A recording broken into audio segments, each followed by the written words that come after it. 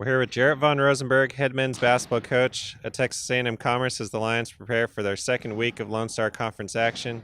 Coach, first of all, your team was able to get some good conference wins on the road last week.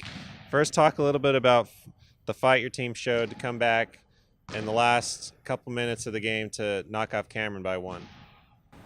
Yeah, it was a really tough weekend. Two really good opponents, and like I've kind of said all year, we were able to make enough plays in that last 4 minutes at Cameron to come out on top. Give our guys a lot of credit, and give Cameron a lot of credit. They put us in that position, and we were able to make one more play than they were in the end. And then you got down by 15 in the first half against Midwestern State, ended up winning that game by 18. In the last 26 minutes, things sort of shifted for you. Talk about what changed in those in the last few minutes of the first half that really propelled your team. We just started executing better. That was got to give a lot of credit to our guys. That's the best offensive performance, shooting the ball and executing on the offensive end that we've had thus far this year. And it was kind of a perfect storm. We don't expect to play that well offensively and have shots go in at the rate that they did. But it was nice to see, and obviously when you're able to make shots and get a few stops, you can really turn the tables on the scoreboard, and we did that. And a lot of offensive efficiency, like you said. One of those guys, Dorian Armstrong, won Offensive Player of the Week this week after shooting 70%, 85% from three. That's really good from him. Let's talk about the contribution that he's given to the team so far. Well, he's been really good. One of the guys that's played in Lone Star before, a returner for us. We had Trey Washington and Daquan Wilford both out with injuries, and so he was the lone returner that's played in Cameron, that's played at Midwestern, and that knows what to expect.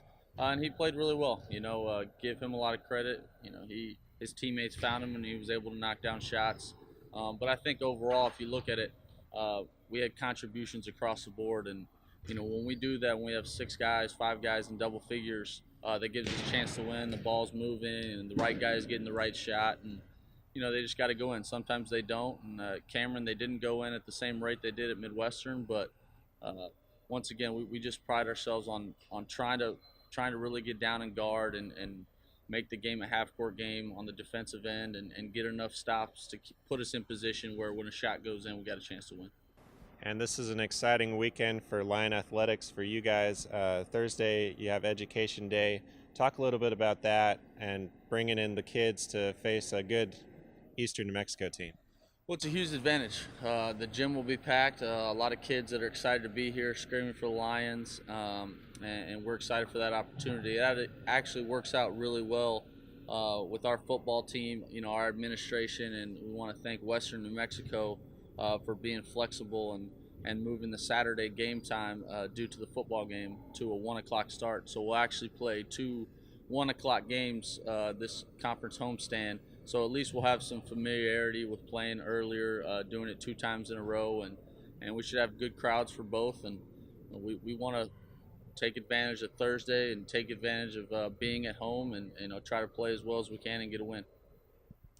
All right, our thanks to Coach Rose for joining us. The Lions have 2 more conference games this week to finish their home schedule for this calendar year.